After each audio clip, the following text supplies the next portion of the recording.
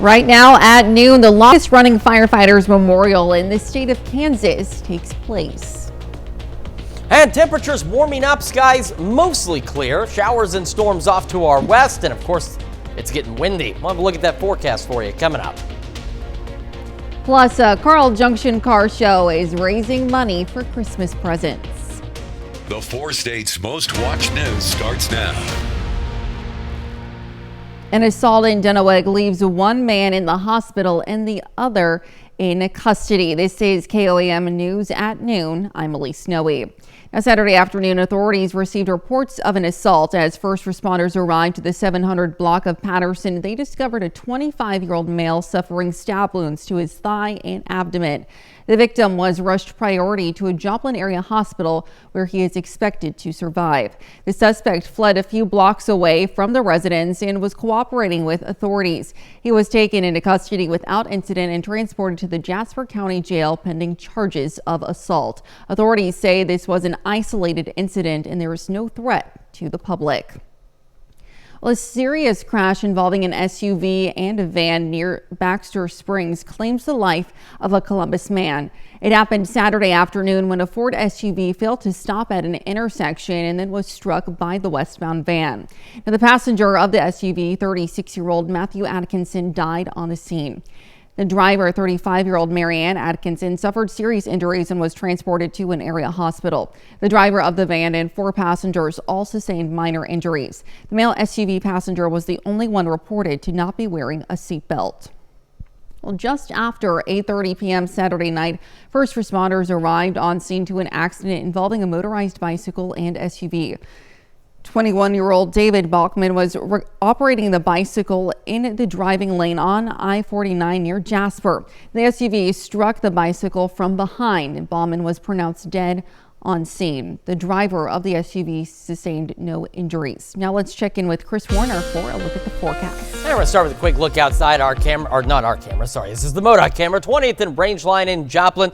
We've got the sunshine. It's a little harder to tell, but we do have some cloud cover out there. From our camera in downtown Pittsburgh, it is pointed back to the south, so we don't have many clouds to the south, but back to the north and to the west is where they are, and we'll talk about those here later. Yesterday started the day about where we should be, but take a look at how hot it got. 81, just 8 degrees shy of a record from back in 1979, and we're going to get close to those records as we head into our Tuesday. 76 in Joplin right now, 75 in Pittsburgh. Temperatures for most of us low to mid 70s as we head into the noon hour, and they're going to continue to warm, and winds will continue to increase as they'll go into that 20 to 30 mile an hour range. Still expecting from 7 p.m. on, isolated and then initially scattered showers and storms. They're going to be scattered. Not everybody's going to see rain tonight, but a fair amount of us should get something out there. We'll fall back to the mid 60s by 11. We'll have another in-depth look at your forecast. We'll talk about these rain chances, the wind, and the heat here in just a few more minutes. Elise? All right, thanks, Chris. Well, Joplin area firefighter Tucker Berry passed away yesterday after being involved in an accident on Saturday. The accident served as a Reddings Mill firefighter, a volunteer with Lockwood Fire, and was a Dade County first responder.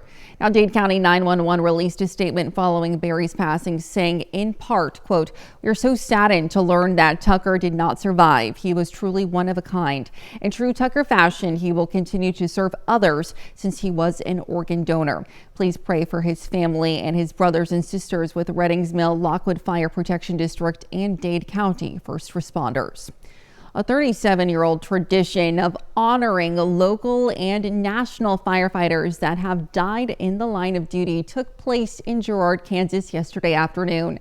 And new memorials have been added in memory of fallen local service members. KOAM's Mitch Adams has more. We, as chiefs and previous chiefs, just went to a place where families can come and see their loved ones who can be recognized for giving the ultimate sacrifice. For the 37th year in a row, area departments gather in Girard to mourn firefighters who lost their lives in the line of duty. Visitors came from as far as Illinois and Maryland to participate in the memorial. The intent of the service is to keep the memories of local and national heroes alive. The service is we're honoring the fallen firefighters from the previous year, and it's good to honor them because they put their lives on the line every day when they go out and fight the fires or whatever they do. And I think it's an honor to Girard to have this fallen firefighter memorial every year. This year's service hits close to home for Girard's Fire Chief Jeff Turner, who's still mourning the loss of his friend and former Girard Fire Chief Pete Scales. Chief Scales passed away at the age of 69 in 2022. He was with Girard Fire Department for over 30 years. Chief Scales is a world of knowledge. He had a passion, a drive for the fire service. As a young fireman starting out in my early career, I looked up to this gentleman as a young fireman and idolized him. And as over my career, he has led me down the path of success, and that's why I cherish, his leadership, his knowledge and experience, and for his dedication to my success in the fire service as well. A statue dedicated to Scales was unveiled at the memorial. It took place alongside a wreath presentation and a reading of more than 200 firefighters that died in the line of duty in 2023 alone. Approaching the 40th year of this memorial, Chief Turner describes the feeling of honoring these fallen heroes year after year. It still gives a heavy heart knowing that, these 226 have gave the ultimate sacrifice. It shouldn't be that high of a number. But you figure out of those 226, the families, the friends, the people the relationships with this individual is more than anybody could imagine, and it affects everybody. It affects us, our brotherhood and our sisters in our own organizations as well. The Girard Fire Department plans to add more to its lawn memorial, including a plaque dedicating it to the brave firefighters who gave up their life as an ultimate sacrifice. In Girard, Mitch Adams, KOAM News. The next fallen firefighter memorial in Girard is already on the schedule. It will take place October 19th of next year. The Parsons Police Department held a public safety fair Saturday. The event was family friendly and open to the public for free. At the fair, attendees had the chance to witness a canine demonstration, view emergency vehicles, and get free child safety seat inspections by certified technicians. And KOAM's very own meteorologist Lindsay Gaffney was also in attendance to talk about weather safety. Well, Carl Junction Residential Care partnered with Cruise in Maine to help raise money for Christmas presents for the residents in their care. Now, the cruise included a bake sale, music, and a parking lot full of cars, trucks, and bikes. They also held a trunk and treat. It's really important that we have these events so we can raise money for activities for our residents, Christmas parties, and things that the residents should need. Well, Carl Junction Residential Care also has an Adopt a Resident program where a family can buy a gift from a wish list from the resident for $50 or less. Well, barbecue lovers, listen up. There will soon be a museum just for you. The world's first museum of barbecue is scheduled to open next year in Kansas City, Missouri, a city known for great barbecue. Now, it's founded by cookbook author Jonathan Bender, and he says the museum will have interactive exhibits about the history of barbecue, exploring different sauces and meats by region. The museum is under construction and set to open next spring. Well, coming up, with just 15 days until Election Day, the major presidential candidates are gearing up for the final stretch. And later, we're making coconut cream pie in the Mr. Food Test Kitchen. Vice President Kamala Harris is focused on the so-called blue wall states of Pennsylvania, Michigan, and Wisconsin today, while former President Donald Trump is headed to the battleground state of North Carolina. Nicole Skanga has more details from the White House. Vice President Kamala Harris is kicking off a three-state tour of the Midwest's Blue Wall with a Pennsylvania town hall hosted by former Republican Congresswoman Liz Cheney. Harris is focused on turning out the vote, stopping at two churches Sunday with an appeal to black voters. She told Reverend Al Sharpton on MSNBC that she's fighting to win over black men in particular. Why would black men be any different than any other demographic of voter? They expect that you earn their vote. Former President Donald Trump is looking to shore up support in North Carolina, a state he won by less than 2% back in 2020. Trump is touring storm damage in Asheville. The area still faces a long road to recovery after Hurricane Helene. Trump spent the weekend campaigning in Pennsylvania, including a stint dropping fries at McDonald's, but wouldn't say if he supports boosting the minimum wage. I think these people work hard, they're great, and I just saw something, a process that's beautiful. Later, Trump holds a rally in Greenville, North Carolina. Nicole Skenga, CBS News, the White House. Well, still to come on KOAM News at noon, Mr. Food. Today we're making a from-scratch diner-style coconut cream pie that's so good you won't be able to contain your excitement. And we are tracking shower and thunderstorm chances as we head into the evening and overnight hours. On top of that, we've got an opportunity for those winds to really ramp up tonight as well. Details when we come back. Welcome back to the KOAM News at noon. It is warm, it is windy, and we have rain chances and some information coming into us right now. We actually have a traffic alert for you all on I-44 eastbound at Missouri 249. There is a tractor trailer, as you can see, that has rolled over and is blocking both eastbound lanes, and traffic is backed up back toward the Range Line exit. So if you're traveling east on I-44 right now, MoDOT's repositioning this camera. Remember, we don't control these. You'll want to consider an alternate route as they have but both lanes blocked with that tractor trailer. It's rolled over. And of course, we'll have more information on this crash on our website, KOAMnewsnow.com. But again, if you got friends maybe heading out for lunch, they're going to want to avoid I-44 eastbound as, again, traffic backed up all the way to the Range Line exit. Back to the Kansas side on our camera, downtown Pittsburgh. Looking good so far. You can watch every so often. We'll get those gusts up there, and these wind gusts will be pushing 20, 30 miles an hour. It's ahead of all of that activity. So right now, Skywatch Storm Tracker on the local level is clear. I'm not sure why it is doing that. There we go. All right, so here's what we've got. This is the activity this morning that was a little further west. So west of Hayes, stretching down toward Lubbock, it's slowly being pushed eastward. Now the storms and the rain is moving northeast, but the boundary itself with this rain is being pushed toward us, and that's where our rain chances will come in later this evening.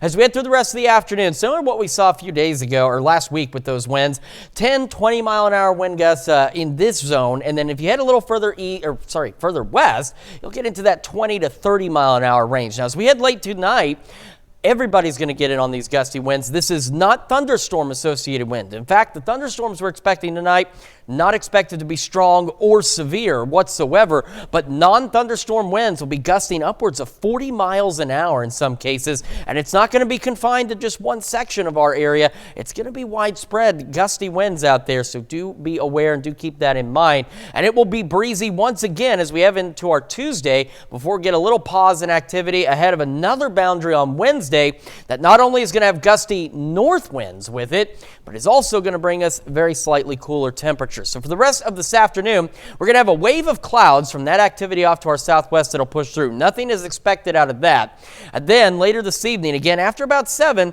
we'll get that boundary in here with those scattered showers and thunderstorms. Here they are by 9. And as we go through the rest of the night, we're looking at 1, possibly 2 rounds of showers and storms. Now, they're still expected to be scattered. Not everybody is necessarily going to be seeing rain tonight, but I think a good number of us will. It's not going to cancel out the drought situation overnight by any means, but it will certainly help. A couple of stray lingering showers as we head into Tuesday morning. Outside of that, we clear out those gusty southwest winds, still 30 to 40 miles an hour. Tuesday is going to be our hottest day. And then Wednesday, I want to show you that boundary that'll push through. And again, it's not going to do much for our temperatures, but it will bring them down just a little bit. Speaking of, we're going to skip straight in just to the map of temperatures here, and you can see we're all pretty warm, low mid 70s out there here at the noon hour. For the rest of the day, still expecting to make highs right around 80 degrees out there with those gusty south winds. And then overnight tonight, we'll have some scattered showers and storms, about 60, and the winds are really going to be picking up. We head into tomorrow, mid upper 80s out there. And on top of that, breezy. That's going to be our hottest day of the week, because over the next 10 days, not too bad, as we still are above normal, but at least not 20 degrees above normal. We'll go upper 70s, low 80s, and unfortunately, tonight's rain, the only rain chances we have. But at this point, after the last several weeks, some rain is better than no rain. Absolutely. All right, thanks, Chris. We'll stick around. We're making coconut cream pie in the Mr. Food Test Kitchen. We'll be right back. Howard's making coconut cream pie in the Mr. Food Test Kitchen. If you've ever had a slice of a really good pie at a diner, Get your taste buds ready for a real treat, because today we're making a from-scratch diner-style coconut cream pie that's so good you won't be able to contain your excitement. And did I mention it's easy too? To make it, all we do is combine some milk, a few eggs,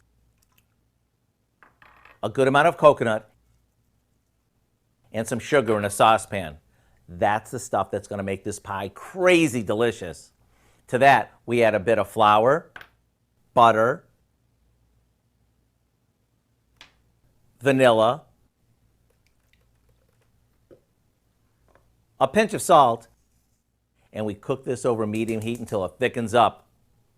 Once it does, we pour it into a pie crust that we just baked, and into the fridge it goes to chill. When it cools, we'll top it with whipped cream and toasted coconut, and it's done. One bite of the homemade filling sandwiched between the creamy whipped topping and the flaky pie crust, and nothing else will matter. To get the recipe for our coconut cream pie, all you need to do is go to our website. You might even want to print out a few extra copies while you're online, because there's a pretty good chance that anyone who tries this will want to get a copy for themselves. I'm Howard with Kelly in the Mr. Food Test Kitchen, where today we found a super creamy and coconutty way for you to say, ooh, it's so good.